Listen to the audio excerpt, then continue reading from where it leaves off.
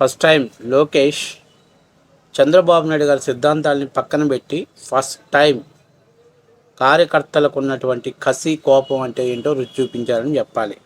నిన్న చూస్తే అంబటి రాంబాబు ఇది అయిపోయింది. తర్వాత పిచ్చి కుక్కలా వాగినటువంటి జోగి రమేష్ గారి ఇంటికి వాళ్ళకి కేసీపీడీ అయిపోయింది. సో తాజాగా తెలుగుదేశం పార్టీ శ్రేణులు నారా పరిటాల అభిమానులు కళ్యాణ్ హరికృష్ణారెడ్డికి చెక్కి పడేశారు. ఈ కళ్యాణ్గాడికి ఎందుకు చెక్కారు ఏందయ్యానంటే 2019-2024 వరకు వైసీపీ అధికారంలో ఉన్నప్పుడు గంజాయి దాగిన మత్తులో పరిటాల రవీంద్రనాథ్ ఇంటికి కాదు ఇంటి వెనకాలకి వెళ్ళి వీడు తొడగొట్టొచ్చాడు. తర్వాత ఎవరు లేని సమయంలో అనంతపురం క్లాక్ టవర్ దగ్గరికి వెళ్ళి తొడగొట్టాడు. అంతలోకి అభిమానులు రావటం, ఈలో పోలీసులు వచ్చి వీడిని ప్రొటెక్షన్ చేయటం అన్నీ కూడా ఒక ప్లాన్ స్క్రిప్ట్గా నడిచింది. ఆ రోజు పోలీసులు ఇంకొక అర్ధగంట లేట్ అయినా కూడా ఆ రోజే మన కళ్ళు చిదంబరం గారి పని అయిపోయేది. అయితే పరిటాల శ్రీరామ్ లాంటి వాళ్ళు వదిలేశారు. ఆడవాడు బచ్చాగాడు, ఆడి స్థాయికి మనమా అని చెప్పే స్థాయిలో ఉన్నారు. కానీ పరిటాల అభిమానులు ఉన్నారు కదా, మామూలు వాళ్ళు కాదబ్బా వాళ్ళు. అదును చూసి దెబ్బ కొట్టడంలో వాళ్ళని మించిన వాళ్ళు ఎవరు లేరు. ఎందుకంటే అనంతపురం జిల్లాలో రాయలసీమలో పరిటాల రవి అంటే ఒక బ్రాండ్. అదేదో మొన్నెవడో మాట్లాడుతున్నాడు, ఆ సామాజిక వర్గంతో పుట్టింది కాదు. అన్ని సామాజిక వర్గాలకు అన్యాయం జరిగితే ఆయన గలం విప్పాడు కాబట్టే పరిటాల రవి గారికి ఆ ఫాలోయింగ్, ఆ మాస్ ఫాలోయింగ్ వచ్చింది. మీలాగా కులాన్ని అడ్డం పెట్టుకొని చేసిన పని కాదు. ఎవరైతే పీడించబడుతున్నారో, ఎవరైతే బాధించబడుతున్నారో వాళ్ళ పక్కన పరిటాల రవి గారు నిలబడ్డాడు. నేను రాప్తాడు, అంతకుముందు పరిటాల శ్రీరామ్ ఎక్కడైతే ధర్మవరం నియోజకవర్గంలో అక్కడికి వెళితే బోయేవాళ్ళు ఎక్కువ ఉంటారు. మరి వాళ్ళని ఏ క్యాస్ట్ అంటారు నాకు తెలియదు. కానీ వాళ్ళందరూ మా సునీతమ్మ మా శ్రీరాము. అరే నేను ఆశ్చర్యపోయా తెలుసా. అదేంటి అసలు మామూలుగా ఇంత క్రేజ్ ఉంది. కారణం ఏంటంటే పరిటాల శ్రీరామ్ గారు కూడా ఒక సాధారణమైన వ్యక్తిలాగే లుంగి కట్టుకుని వాళ్ళ కలిసిపోతాడు, వాళ్ళతో పాటు డ్యాన్స్లు వేసేస్తాడు. సునీతమ్మ గారు కూడా ఒక నార్మల్ మనిషిలాగా వాళ్ళ కలిసిపోతుంది. అందుకని చెప్పి అనంతపురం జిల్లాలో పరిటాల కుటుంబానికి అంత బ్రాండ్ ఇమేజ్ ఉంది. అయితే వీడు లుచ్చాగాడు గంజాయి దాగి ఒంటికి ఏమెక్కాని అర్థం కాక ఎవడో కమ్మిస్తే వీడు వెళ్ళి తొడగొట్టొచ్చాడు.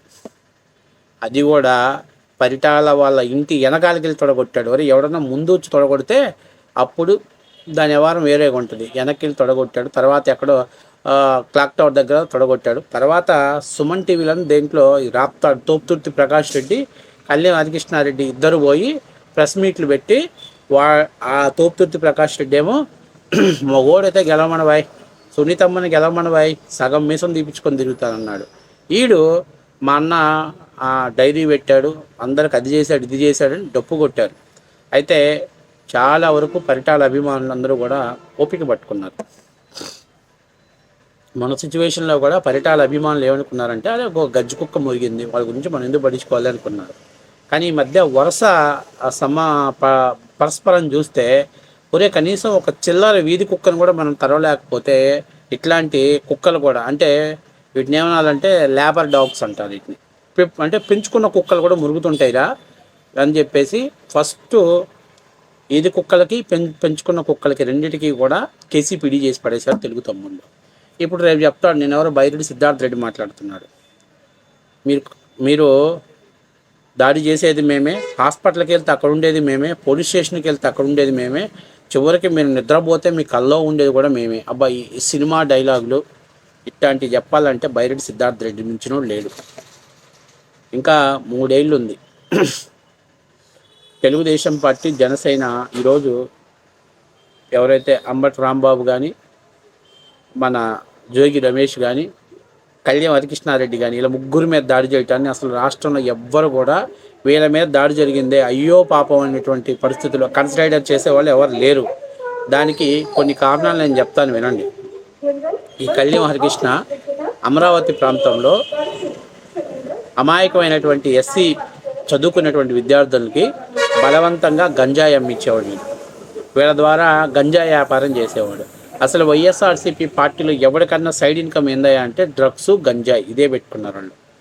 ఇలాంటి పరిస్థితుల్లో చాలామంది అమరావతిలో దళిత కుర్రాల మీద దాడి చేసినటువంటి దరిద్రుడు ఈడు. కాబట్టి చాలా వరకు కూడా వీడు గతంలో అదే అంబటి రాంబాబు వెనకాల తిరుగుతున్నా నేను పెద్ద పోటుగా అంబటి రాంబాబుకే నిన్న పగిలిపోయింది. నిన్న కేసీపీడీ ఆడిచ్చారు. వీడు మామూలుగా కోడి పిల్లని బిసికేసినట్టు బిసికేయచ్చు. వీడు ఒక బాయిలర్ కోడి లాంటి వాడు. గట్టిగా సౌండ్ పెట్టామంటే బాయిలర్ కోళ్ళు ఒక 20 days దాకా చుట్టుపక్కల గట్టి సౌండ్ వచ్చిందంటే లేచిపోతాయి. అలాంటి వాడు ఈడు ఏదో 45 days దాటిన కోడి లెక్కన ఎక్కడో పరిటాల వాళ్ళ ఇంటికి వెళ్ళి వెనక్కి వెళ్ళి తొడగొట్టేసి అనంతపురంలోకి వెళ్ళి తొడగొట్టేచ్చాడు. వీడు అరాచకాలు మామూలుగా లేవు. గత ప్రభుత్వంలో చంద్రబాబు నాయుడు ప్రభుత్వంలో ఈయన ఒకసారి అరెస్ట్ చేయడానికి పోతే బాగా లా అండ్ ఆర్డర్ మాట్లాడేసరికి అబ్బో మంచి టాలెంట్ ఉన్నాడు అనుకున్నాను. తర్వాత తెలిసింది ఏంటంటే వీడు వైసీపీ ప్రభుత్వం అధికారంలోకి వచ్చాక గాంజాయి అమ్మటం అనేదాన్ని ఒక దినచర్యగా పెట్టుకున్నాడు. అట్లాగే పెద్ద నాయకులు అంటే బడా నాయకులేం కాదు. మన తోపుతుర్తి అట్లాగే మన బైరెడ్డి సిద్ధార్థ రెడ్డి, పేర్ని కిట్టు ఇలాంటి వాళ్ళకి అందరికీ కూడా మనోడు ఇంకా కొన్ని ఇల్లీగల్స్ ఉన్నాయి కాలేజీలో స్టూడెంట్స్ని వాళ్ళని తీసుకొచ్చేసి ఏదో చేస్తున్నాడు అనేది కొంత అనఫిషియల్ టాక్. సరే ఏది ఏమైనా మనోడికి కూడా దోలు తీర్చినందుకు నేను మనస్ఫూర్తిగా అభినందిస్తున్నా. లోకేష్ గారిని నేను మనస్ఫూర్తిగా అభినందిస్తున్నా. నేను ఒక చిన్న మాట చెప్తున్నా, వాడి చెడ్డవాడు కాబట్టే రాముడు చెట్టుచాటు నుంచి బాణం వేశాడు.